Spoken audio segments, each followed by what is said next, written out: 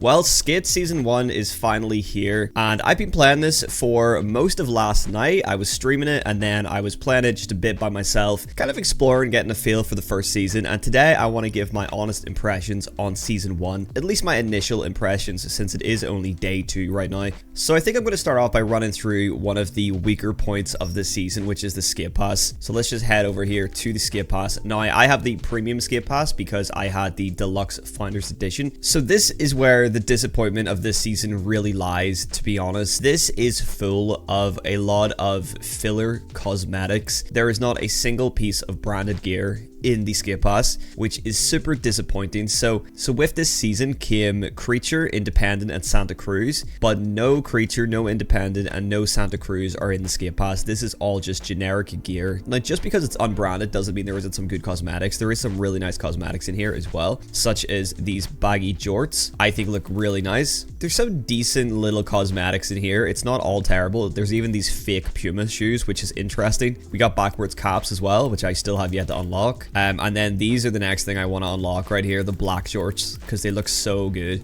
But yeah, essentially it's all just kind of pretty weak cosmetics. There's nothing really exciting, and the fact there's no branded stuff is a big letdown. There's also a bunch of stuff like this if you want to gabber dance.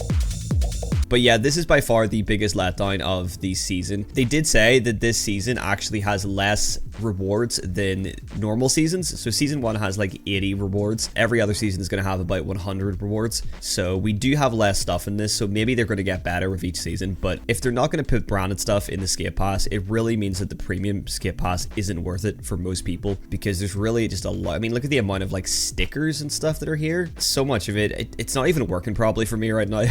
Like I can't even like navigate. Anyway, if you're wondering where the Creature, Independent, and Santa Cruz stuff is went, it's all in the shop, and it all costs real money to get. We don't actually have Santa Cruz yet. We only have this Creature and Indie Spotlight. It's got this Independent beanie, which I copped because I had currency left over from the Founders Pack. I do like this new beanie mesh. It's different from the other beanies. I hope we see more styles of beanie like this. We got this shirt, which I mean, it's kind of cool, but I feel like it's just a retexture of the normal shirts. We got a couple Creature decks right here.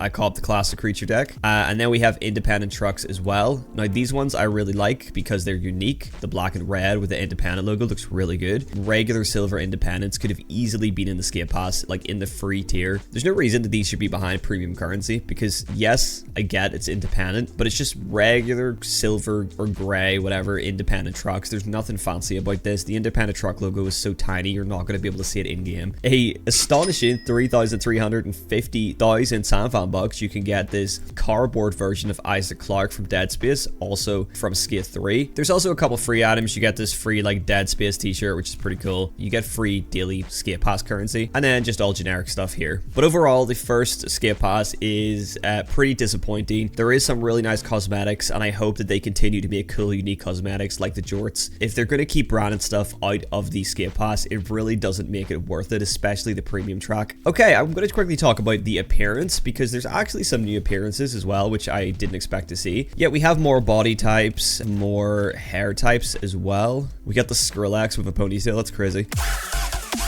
So there's a little bit more customization involved, which is kind of cool. And now one thing that I actually really like are the tasks. We have some updates to the tasks. So your daily ones are the same, but weekly has actually got a little bit of a boost. Instead of just having 4 weekly tasks, you now have up to 6 weekly tasks. So you have a little bit more to kind of pad out your week, which is nice. You also get the ticks for the Skate Pass as well. So, you know, it actually makes these tasks kind of worthwhile. And then you also have seasonal tasks. These things are here for the entire season. That being said, though, considering these are seasonal tasks, like just yesterday alone, I've completed 6 of the seasonal tasks, and they don't change until the end of the season in 55 days. I feel like, you know, make them a little bit more kind of, you have to work towards them. And I'm not just talking about like 500 grinds at this certain area or something. Just make them a little bit more interesting. I don't know. I just thought it was kind of crazy that I've already completed so many of these just in one day. All right, so that's kind of my main issues out of the way. And now I want to talk a little bit about the visuals, because you'll notice that the game does look different. And this is, of course, the new lighting, the like golden haze lighting, which is a little bit more Skate 2-ish. It's not as yellow or as piss filter as I think a lot of people thought. People were kind of worried it was just going to be that like early 2000s piss filter that like all games had back then, especially Skate 2. But it's a lot more kind of mellow, a lot more toned down than that. It looks a lot more natural in my opinion. And yeah, I for one really like the lighting change. I think the world just looks a little bit nicer. The lighting is a lot more easy on the eyes. I think the game was a little bit too bright before. You might notice that the textures just look better across the board. They've been upgraded. They just look a little bit higher quality. They look a little bit grittier, a little bit dirtier. So they have been listening to some of the feedback at least. And if you don't believe me, I have a lot of proof that they've made the world dirtier. Some areas like here haven't changed much, to be completely honest. But there's a few areas around the map that they put a lot of work into like making it look a lot more lived in. And I really appreciate that. Even the characters, in my opinion, look a little bit more lifelike, a little bit more realistic. They've turned down the cartooniness a tiny bit, I think. Like, I mean, I think my guy looks a bit more like a human and less like a Disney character. You guys can decide in the comments if you agree. Maybe that's just a placebo thing with the texture upgrade. I don't know. I want to head on down to Third and Army because this is where I've noticed one of the biggest differences in terms of making the place look a little bit dirtier, a little bit more lived in. So straight away, right, the first thing I notice is there's so much trash around here, right? There's loads of trash. None of this was here before. There's like more grass growing up the side of like the wood here and stuff, and it looks like what I expect the actual place to look like in San Francisco. Now I don't know for sure. If you're from San Francisco and you've been here to this exact spot, let me know if it's as dirty as this, or maybe San Francisco is quite a clean city. I don't know, I've never been, but you can see that they have really thrown about a bunch of trash and stuff, and it honestly, such a small little like addition just makes everything look so much better. Like the actual dirt and grime and everything, this is what a lot of us have been asking for, and they've actually started to implement it. So I think the world just looks a little bit more real just because of these tiny little additions. Pumping has also got a big boost, so I feel like pumping actually works as intended now, maybe almost a little bit too much. Also, I noticed as well, coming around here actually, so the world has also received a bunch more props. I did notice this, which I thought was kind of interesting. It says authorized personnel only. There's a little smiley face. I feel like this is where we're going to end up coming back to when it comes to them eventually letting us go back to Tutorial Island. The Isle of Grom, as it's called. This is probably going to be like the fast travel point to the Isle of Grom when they let us go back there, which is hopefully going to be soon, but I don't know for sure. I want to take you guys to South Bank because South Bank is another really noticeable upgrade with the textures and the dirt and the grime, and it just looks a lot more believable, a lot more like what I imagine the real South Bank is like in London. So before, this was just super clean and like it looked unnatural, it looked unrealistic. You'll notice the graffiti decals do like flicker like that, which is kind of annoying. Hopefully they fix that. They've even updated the textures, so the bricks look a lot nicer, a lot more kind of DIY almost, a lot more graffiti and everything. Like it looks more like an actual kind of underground DIY skate spot now. And I really appreciate this change. I just think it looks so much better than it did before. So yeah, I'm pretty stoked on this change, although they really need to fix this flickering issue. I don't know if it's me or if it's the game. And then going through here, you'll notice as well some of the lighting changes. There's a bit of fog. It kind of comes in pretty suddenly. The lights are on. We got some nice lights. They might have been on before, I honestly don't remember, but things just look generally better. But the fact that we're already seeing a lot more graffiti and stuff around the place, which people have been wanting, is a really good sign. Now, sticking with the kind of visual map changes for now, there is obviously new skittable things around the map as well. So they haven't actually added any new skittable areas to the map. Instead, they have just built a lot of like wooden structures, which are, you know, they're kind of cool, whatever. They're not that exciting really. So most of the change is on the skateway up here. You can see that it's like all been done up. A lot more color, a lot of balloons, a lot of signs, and there's just these obstacles that are kind of thrown about here. Oh, okay. If you prefer the skateway the way it was before, I mean, you know, unfortunately there's a bunch of stuff on it now, but I mean, I have no issue with any of this. You'll also notice in front of me, there's a challenge right there, and we are in Brick Switch. So we have our first Brick Switch challenge. Like technically it's not a Brick Switch challenge, it's actually a season 1 challenge, but the fact that they put it in Brick Switch is kind of like a little tease, I guess, for Brick Switch coming hopefully next season. So I just thought it was kind of interesting that they put a challenge in the closed part of the map anyway.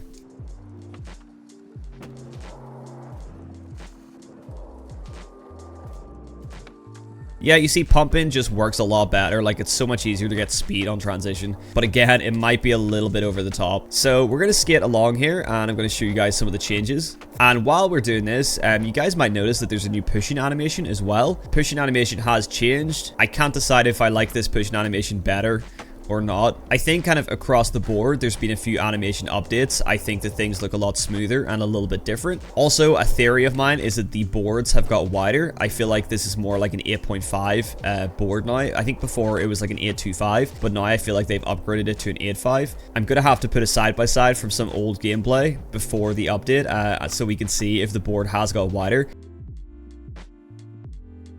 There's also been some audio improvements according to the patch notes, so audio is just a little bit clearer, a little bit crisper, which is pretty nice because the audio is already fantastic, so it's cool to know that they're still improving something that's already, like, it's already really good. Gameplay just feels like it's got a little bit smoother across the board, transition smoother, I feel like just skating smoother, flip tricks just look a little smoother, like I said, animations have definitely got a little bit of an overhaul.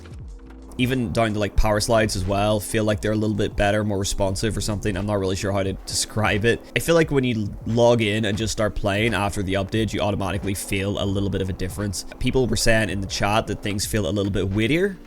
And I tend to agree. I think maybe they do feel a little weightier, but I don't know if that's just a placebo effect. But for sure, things do feel smoother, and they're clearly working on the kind of core mechanics behind the scenes, which is really good to know. Again, things are just looking a little bit dirtier, a little bit more worn out, which is very welcome change. Now, the game is playing pretty smooth for me today, but that's because it's a pretty quiet server, because I'm playing like kind of early in the day in my time zone. So when I come online about this time, it is always a little bit quieter. There was quite a few issues. If you guys watched the stream, I did not mean to do that. If you guys watched the stream, we had quite a few issues getting in at first, and then we had issues of the game crashing.